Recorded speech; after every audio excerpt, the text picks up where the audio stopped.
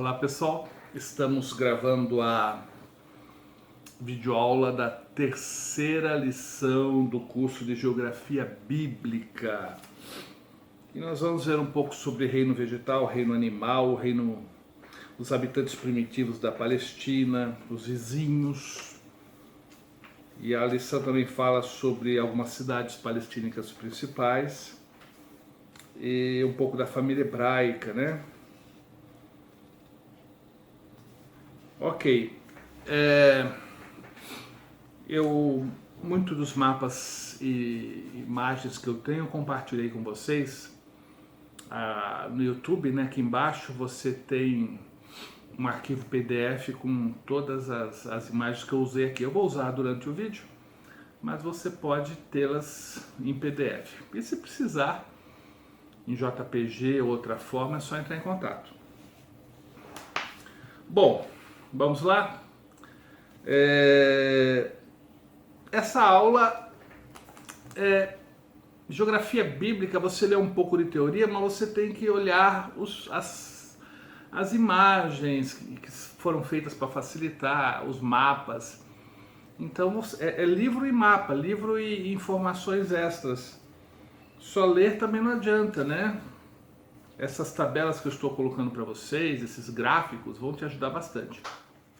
Na página 77, antes de começar, só passar para vocês um pouquinho do clima. Aqui tem a imagem calendário hebraico, a coluna dos meses, você tem aí no vídeo e também tem em PDF aí embaixo, no link, tá? As festas, as três festas, né, que a Torá prevê, que é Páscoa, Pentecostes e Tabernáculo, e as demais festas que foram... também tem o dia da expiação. Há festas reguladas pela Torá, mas há festas que foram adicionadas posteriormente. Interessante, por ser o mês lunar, o mês lunar é 28, 29 dias e 354 dias por ano. E essa diferença em relação ao ano solar é compensada pelo acréscimo de um mês periodicamente. Existem uma periodicidade que são inseridos mais um mês, né? É duplicado o último mês, né? Adar é o último mês, aí fica o segundo Adar periodicamente para ficar nivelado o ano solar com o lunar, porque senão não coincide o ano com as estações, né? Isso para quem trabalha com agricultura é terrível. Então nós temos aqui no mês e o mês judaico, Nissan, Iyar, Sivan, Tammuz, ele começa mais ou menos no meio do nosso mês. Por exemplo, o mês de Nissan começa no meio de março e vai até o meio de abril, e assim por diante. Então, só para vocês terem uma ideia como é que funciona. Nós temos chuva, calor, então, só para você ter uma ideia de como é que é o clima lá, né? É claro que existe um mapa que eu vou passar em seguida, a gente vê que chuvas e frio é mais para o norte, para o sul é mais quente, mais seco, né? Então, Palestina não é uma condição climática apenas, né? Mas varia conforme a latitude. Aí nós temos a colheita na última tabela, né? Na última coluna. Então esse é um gráfico para você ficar olhando. É um gráfico para você, é uma tabela no caso aqui para você olhar, passar tempo com ela, tá? Todas as tabelas que eu vou colocar aqui, passe tempo com elas. Essa outra tabela é muito joia. Nós temos embaixo, bem na última linha, as festas, né? Rosh Hashanah, que é o início do ano civil. Sukkot, Yom Kippur, Hanukkah, Purim, Páscoa, Shavuot. Essas aqui são festas oficiais, né? Aí nós temos subindo, né? Lavra, semeadura de cereais, colheita, Então tudo tem o seu mês definido. Então o ano ele é programado, né? Chega a tal período já vai colher o linho, vai colher a cevada, trigo. Faltou chuva. Você pode ver que a chuva está no início, ó. Primeiras chuvas lá em setembro, outubro, depois grandes chuvas em dezembro, chuvas da primavera, fevereiro e março, aí depois seca. A partir de abril, maio, seca. Início da seca, calor de verão. Então, quando havia seca, significa que as primeiras chuvas, as grandes chuvas e as chuvas de primavera não houve. E o que gerava seca o ano todo, né? Nós, no Brasil aqui, chove o ano todo, dependendo, Amazônia, dependendo do lugar, chove todo dia. Mas temos uma certa frequência de chuvas. Lá não, é no início do ano, se viu, e depois seca. Faltou chuva no início, é o ano de seca mesmo, porque no segundo período lá não chove mesmo. Então veja que interessante. O próximo mapa, a próxima explicação sobre chuva, onde chove mais, onde chove menos, eu não vou falar, mas está aí para você namorar, né? Ler, olhar, comparar. Isso é estudo da geografia bíblica, isso é muito legal. E o outro mapa também é a continuação do primeiro. Mapa não, o texto, né, que eu tirei de um dos meus livros aqui. Índice pluviométrico, ó, você pode ver que lá no norte, lá no Líbano, no Antilíbano, ali no Hermon, tem mais chuva. Aí vai descendo, vai diminuindo a chuva. Para baixo do Mar Morto, que já é o deserto da Arábia, né, deserto pétreo e deserto arenoso, aí que começa a diminuir a chuva.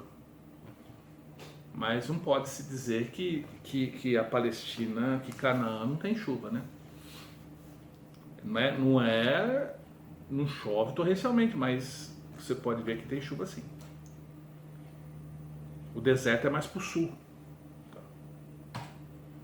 Essa outra tabela aí mostra um gráfico, né? A mesma coisa das outras, só que um círculo também para você namorar. Você fica junto aí, olha, analisa, aprecia, muito legal. Para quem gosta, é um prato cheio. Ok, então isso só foi uma introdução sobre o clima. Nós falamos um pouco do clima na aula passada, mas eu achei interessante colocar essas informações. Ok, então na página 77, capítulo 3, reino vegetal. No reino vegetal, os produtos mais comuns eram trigo, oliva e uva. Trigo, oliva, que é o azeite de oliva, né, e uva.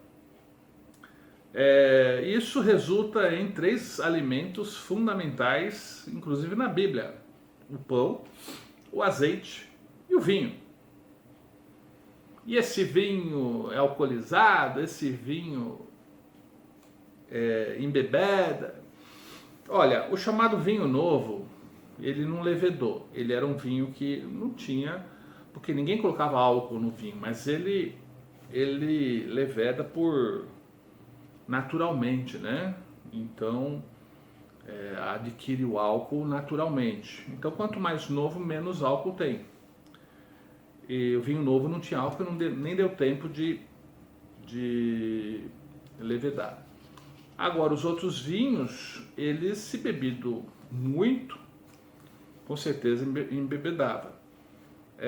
Só que o vinho na cultura judaica não é visto como uma bebida alcoólica, mas é uma bebida natural.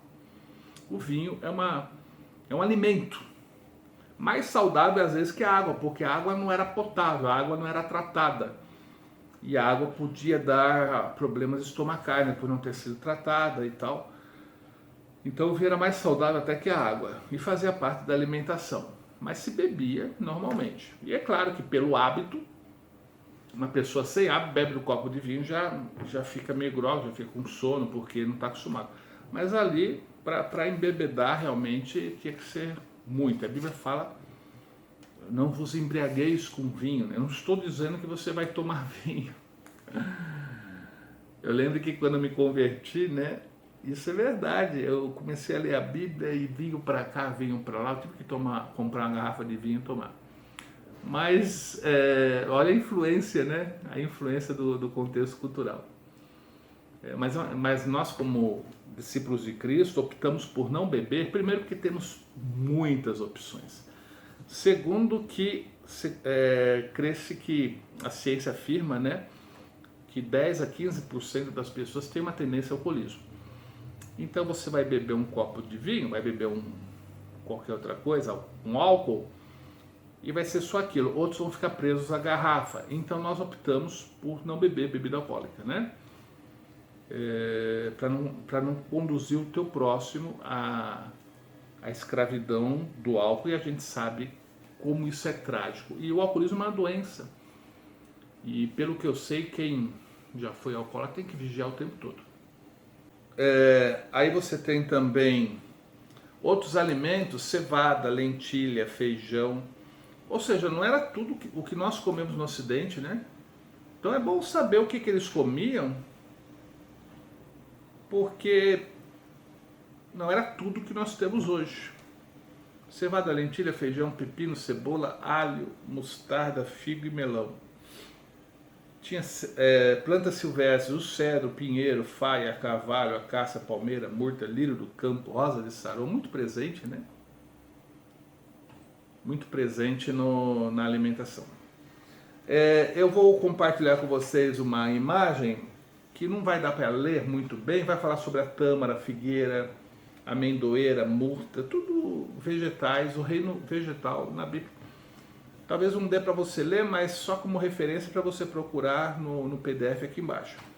Depois você vai ter também um texto sobre oliveira, o linho, romã, carvalhos, cedros, videira, idem. Provavelmente você não consiga ler, mas está em PDF. Aí uma outra imagem que eu vou compartilhar, eu peguei minha coleção de imagens, mais algumas que eu tinha, aproveitei para escanear e passar para minha coleção. Aí você tem favas e lentilhas, linho, papiro, cereais. Papiro é interessante, né?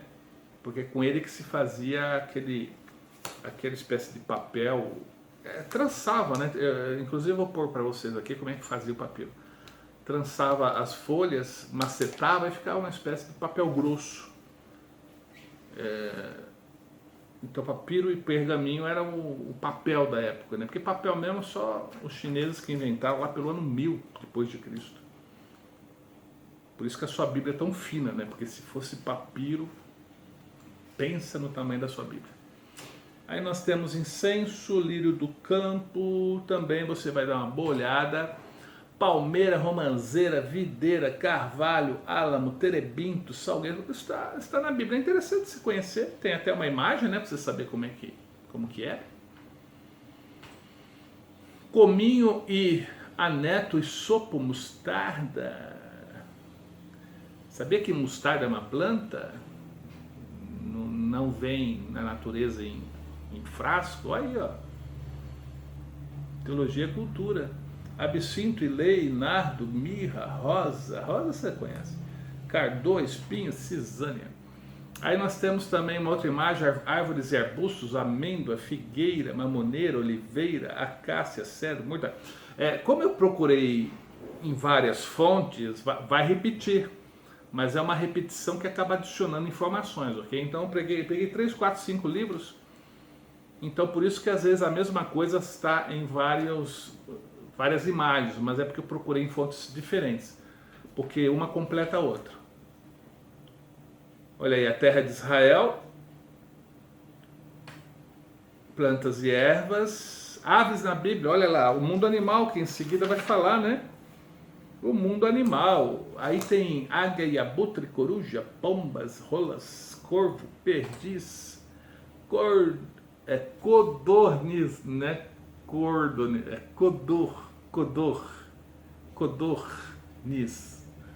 É bom a gente falar certo, né? Ninguém vai morrer por falar errado, mas é tão bonito falar mendigo, codorniz, cadarço.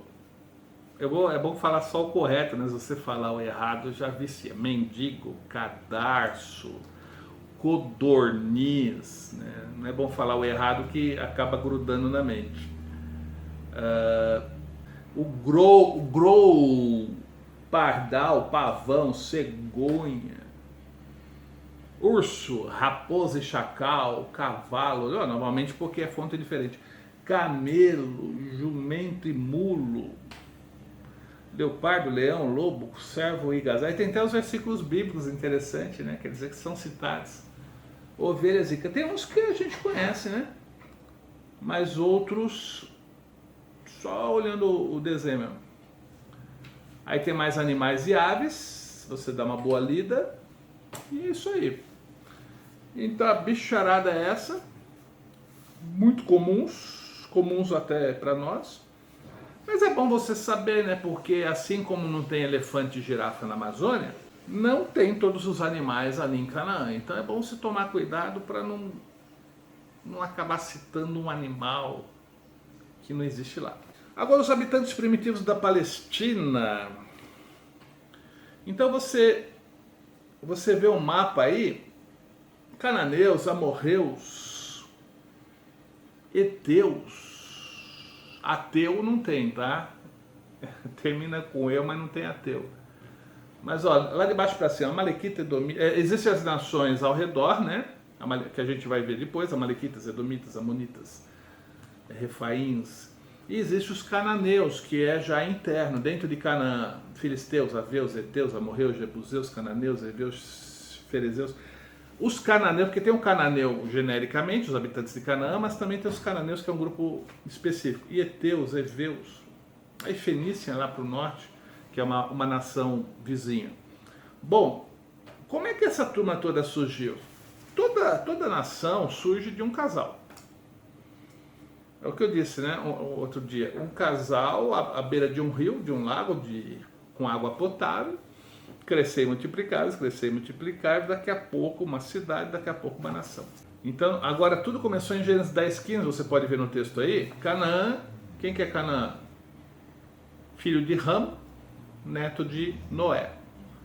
Porque a humanidade teve dois inícios, com Adão e com Noé. Então, após Noé, houve um reinício da civilização humana. Adão e Eva eram dois, Noé, sua esposa, seus filhos, dava 2, 4, 6, 8 pessoas, né? 4 casais. Então, Canaã gerou a Sidom, seu primogênito, e a Et, os heteus, né? E aos jebuseus, amorreus, girgazeus, heveus, arqueus, sineus, arvadeus, zemareus, ramateus. Aqui fala em 9, né? Aproximadamente. É claro que a tendência é alguns se extinguirem, a tendência é outros se juntarem, mas basicamente os cananeus surgiram de Canaã, que ocuparam aquela região. Por isso que a região é de Canaã, porque foi ocupada pela descendência de Canaã, neto de Noé. Ok, então cananeus, vamos lá para o mapa? Olha lá o mapa, cananeus, ali ao norte, quer dizer, eu virei o mapa, né? Então seria o oeste. A oeste de Canaã tem os cananeus, ali perto do mar Mediterrâneo. Aí você dá uma boa lida no texto. Os amorreus ficam a oeste do Mar Morto. O texto também mostra onde eles são citados. Os heteus a oeste dos amorreus, os heveus ali a oeste do Rio Jordão, né? Tem cananeus, heveus, jebuseus. Jebuseus, eles são citados que Davi expulsou os jebuseus de Jerusalém para tornar Jerusalém a capital do seu governo e também será a capital do Império Messiânico, do governo messiânico. Jerusalém então era ocupada pelos jebuseus. Perizeus, ou ferezeus também, a oeste dos heveus. Refaíns. Refaíns é interessante, né? Também fazem parte são conhecidos como Anaquins e Emins.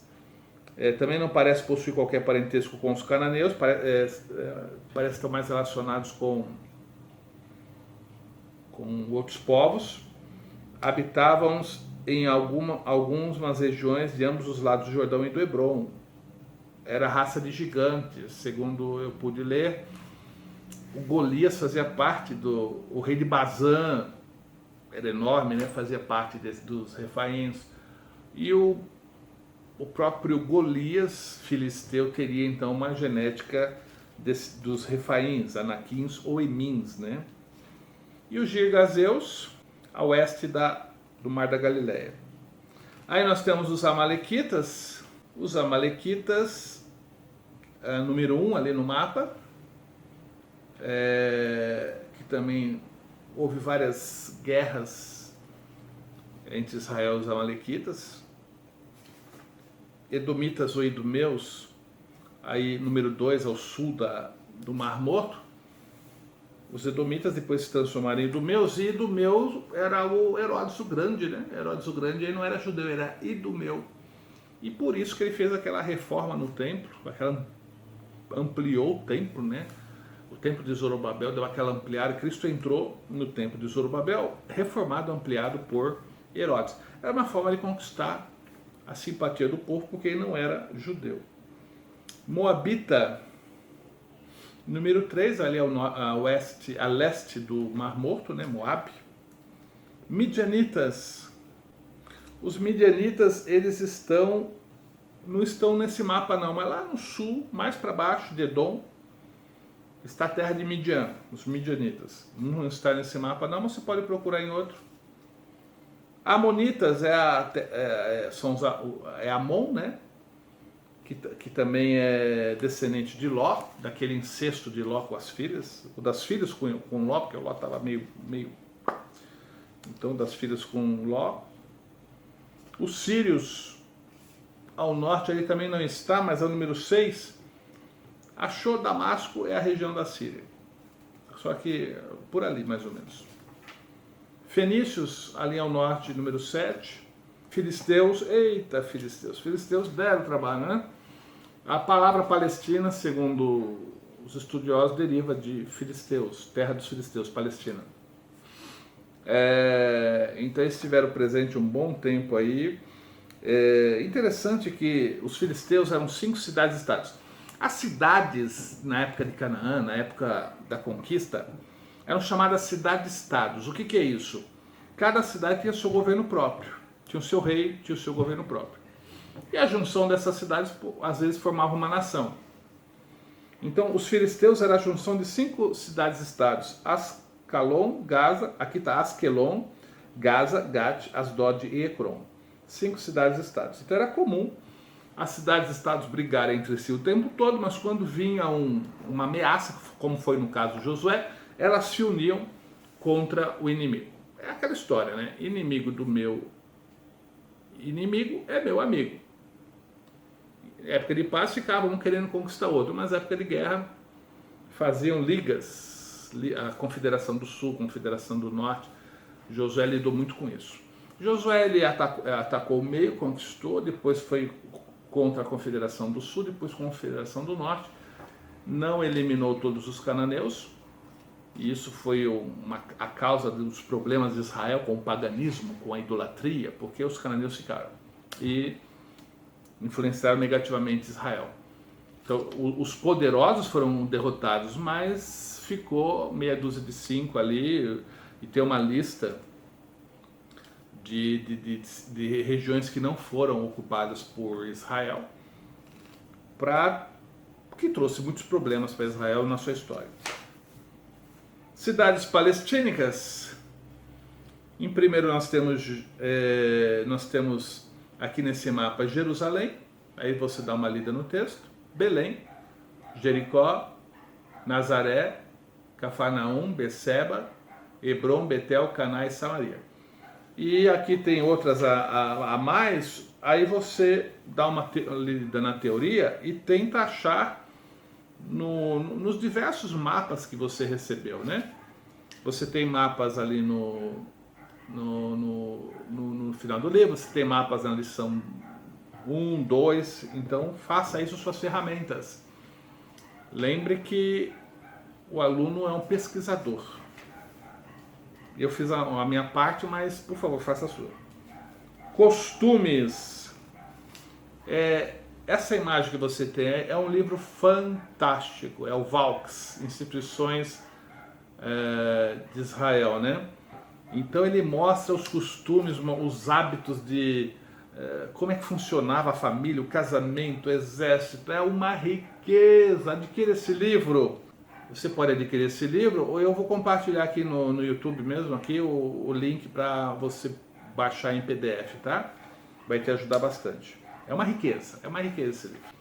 É isso, pessoal. É uma aula curta, porque eu não vou ler para vocês o que você pode ler. Eu providenciei um monte de imagens, de arquivos e tudo mais, mas é fundamental que você seja o pesquisador, que você pesquise, que você olhe, compare, e qualquer dúvida estamos à disposição, tá bom? Deus abençoe.